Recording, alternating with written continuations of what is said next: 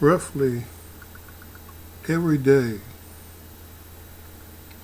on my Facebook account, I get a message about a young American soldier that is deceased. It's normally a short little blip about the person, but each time I read these blips, they really stress me heavily, because all I can imagine is that this person was one day someone's child. As a parent, that's a burning feeling to think that your child died before you did.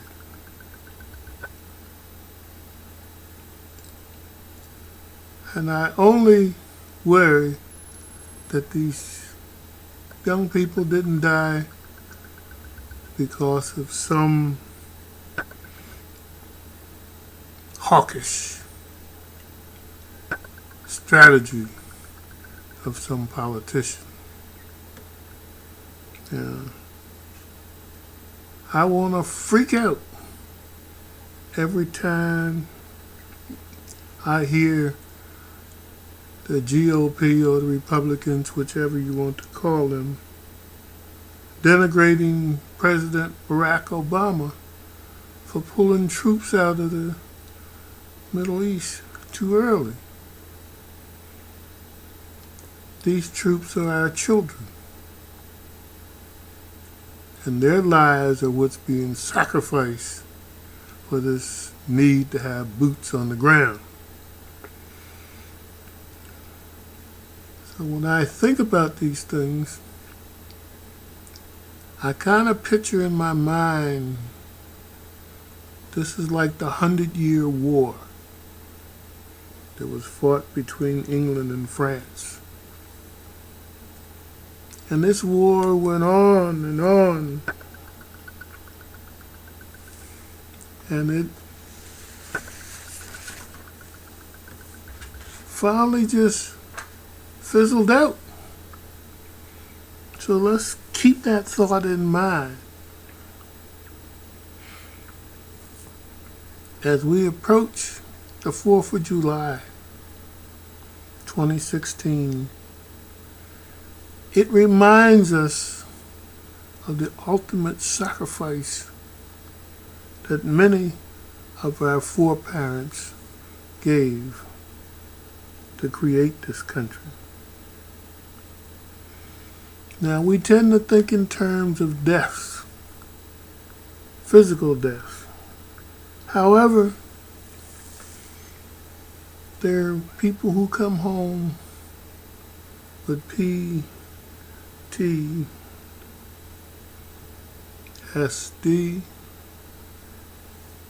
which is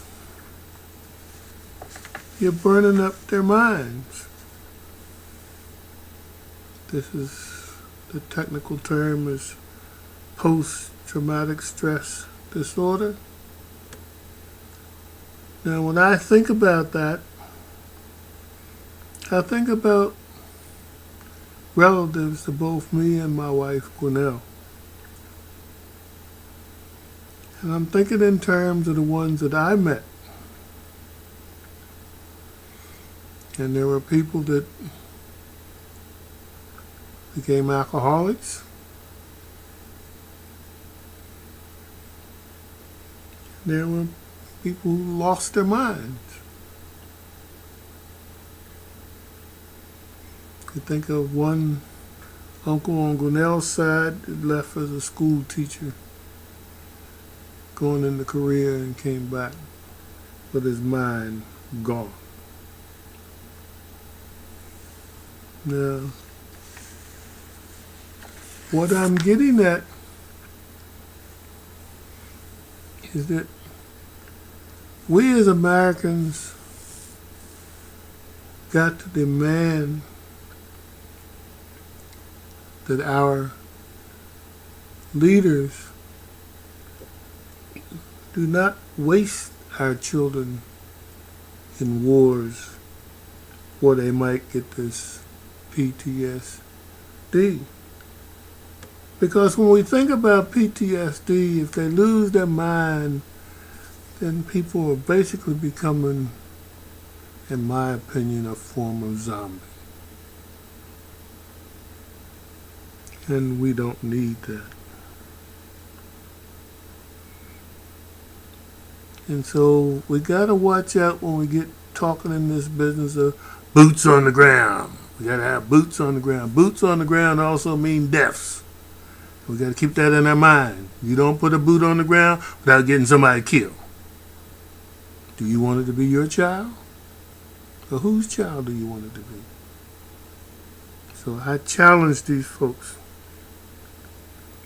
that hollering about we need more boots on the ground. Why can't we let these countries who are trying to get saved be the boots on the ground for themselves? We don't need to be putting American kids out there and getting them killed. Now, as far as ISIS is concerned, we know about the whole caliphate thing that they're trying to do, where they're going to try to take over the world. But there's only one thing that they haven't taken in consideration as far as I'm concerned. Being a trained scientist myself, I live by the adage that technology doubles every 7 years. So in my opinion,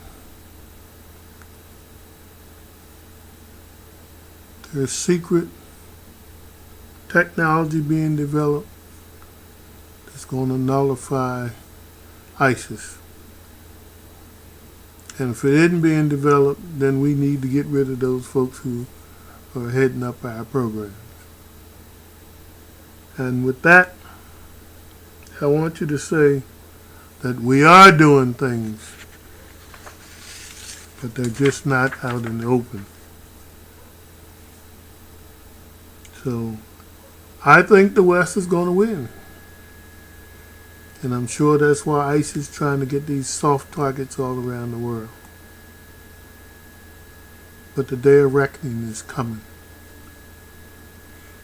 With that, I thank you for listening to me, and I trust you will have a good night.